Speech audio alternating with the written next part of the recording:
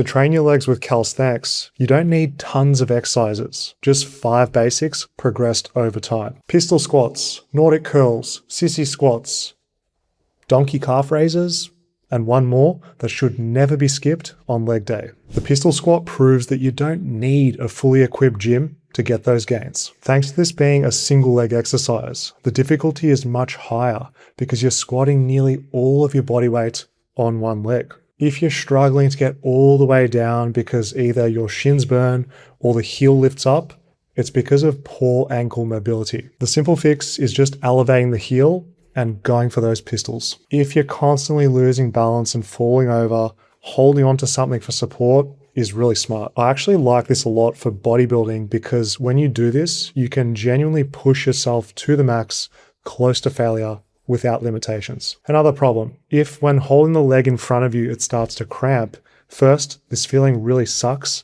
It used to happen to me all the time when I was new. An easy workaround is doing elevated pistols.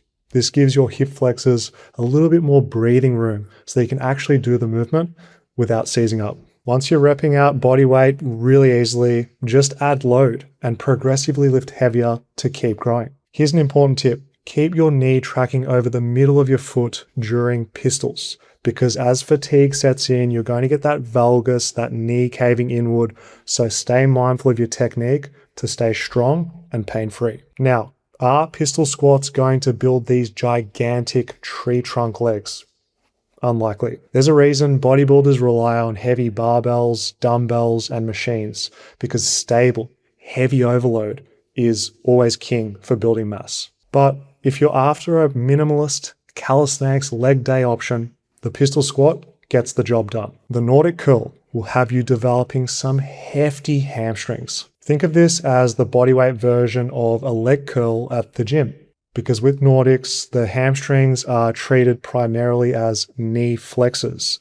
So you're really targeting the biceps of the legs. What makes the Nordics so unique is that it heavily overloads the negative, the eccentric, making it one of the best exercises for bulletproofing your body. You're unlikely to find a more challenging bodyweight hamstring exercise on the planet, which is why it's become such a staple in sports training. For athletes who are doing a lot of sprinting, this exercise has been shown to reduce the risk of hamstring strains from happening because it trains those strings in their lengthened position, which is exactly where injuries are most likely to happen. For these assisted Nordics to actually work, you want to use a band that makes it hard to do 5 to 10 quality reps. Your posture during the hinge matters as well, because if you fold slightly forward at the hips, it's easier. The more extended the hips are, the harder it is to go down and back up. Guys, the sign of a great exercise is one that has a long runway for progression. And the Nordic curl, it's going to keep you challenged for years to come. Even just doing negatives where you're fighting against the weight of your own body is a serious display of strength. If you got the control to go from the top down with your hamstrings, it really is a sign of success. These right here are such an epic progression once you've taken off the training wheels and you're no longer using bands. The end stage goal is to go down and back with a straight body. Well, that right there, I don't have the B-roll for it. That's beyond my pay grade, and sorry to let you down there. When you combine Nordic curls with a hip hinge like an RDL or a 45-degree back extension, you got everything you need for complete hamstring development. A word of warning, you're going to have seriously sore hamstrings after you do this because of the eccentrics. Good luck hobbling around for a few days after these ones. If the idea of building muscle with calisthenics is up your alley, you can get my programs at Fitness FAQs. I'll help you get jacked and strong with bodyweight exercise. Click below to transform now. Sissy squats are the bodyweight version of leg extensions at the gym. It's epic for isolating the quads. But isn't squatting with the knees over the toes dangerous? No, this is an outdated myth that doesn't apply to you if you're healthy and you train smart. The whole reason that sissy squats work is because the further that your knees go forward, the harder it is, the heavier it is on your quads. Yeah, there's more force going through the front of the knees, but that's completely normal. As long as you build up to this gradually, like any exercise, your body is going to adapt, your joints and your tendons will become more resilient over time. The difference with a sissy squat compared to a leg extension is the quads are being challenged most at the deep stretch. For technique, keep the hips extended by squeezing your glutes so that your quads have to do all the work. This movement right here is going to humble you as a finisher. You'd be surprised how hard, how challenging this is as a final movement.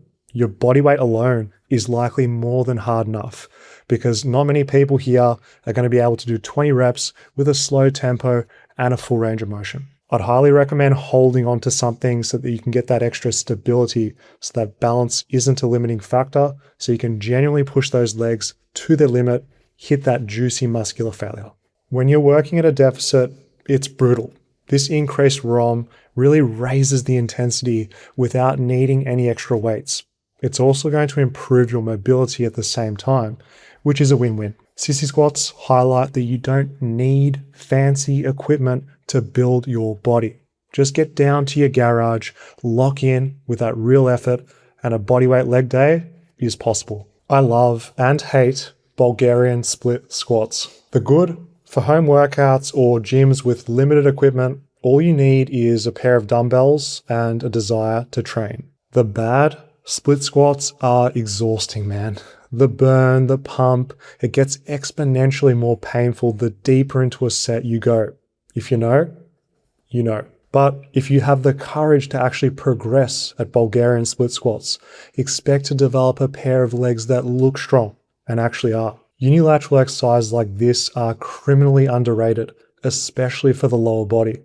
Compared to bilateral movements like a barbell squat, you don't need to use as much weight or have to undergo as much spinal loading to stress the legs. Split squats are also great for working on left to right weaknesses. So all that hard work that you do is going to result in more symmetry between legs. If you're looking to bias the quads, just take a closer stance and really drive that knee forward over your toes. If you're looking to target the glutes, those peaches at the backside, take a longer stance and really sit down to forge those buns of steel. Split squats come in many different shapes and sizes. Just keep it simple with the rear foot elevated version. Don't overcomplicate things. What matters is lifting heavier on the split squat, and whatever you choose, just stay consistent. 2 sets is the sweet spots for Bulgarians from my experience. Since you're training both the left and right sides, double it.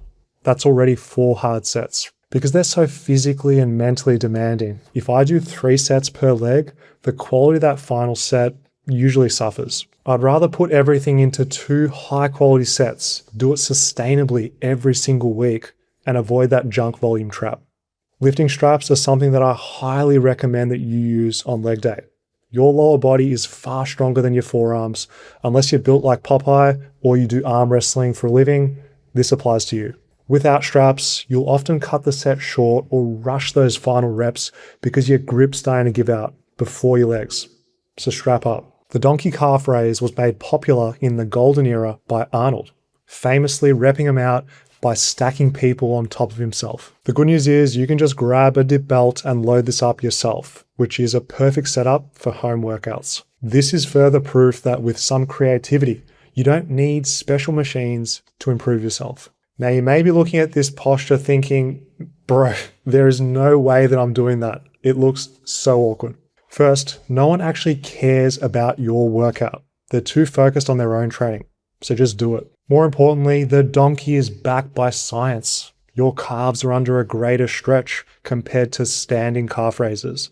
Because when you're bent over in all your glory, it amplifies the stimulus. Many people screw up their technique, which keeps their calves from growing. Please avoid going really fast up and down like this. It's just training your Achilles tendon. Instead, use controlled negatives and pause at both the bottom and the top. To get the most from the donkey calf raise, make sure that you're maintaining that hip hinge by bending forward roughly 90 degrees, or until you feel a deep stretch in your hamstrings and your calves. Also, support yourself with the hands for balance. Always lower your heels to the limit for their deep stretch. Then push through the balls of your feet to get that peak contraction. Every centimeter counts. You know what I'm saying? Make sure that you're not bending the knees either, because this takes tension away from your gastrocs. Keep those legs locked, mate. Now, calves, they're such a stubborn muscle because we use them all day when we're walking around. So if you want bigger baby cows that are popping out below your shorts, you got to earn it. You need to be going heavy on your donkeys and, more importantly, training with real effort. Don't just stop when it burns a little. Actually work close to failure where you're barely able to raise those heels on the final few reps. On my last video, you all asked, where's the legs? And I listened. Don't worry, we see you over here at Fitness FAQs. If you want to get a jacked upper body using calisthenics, watch this next.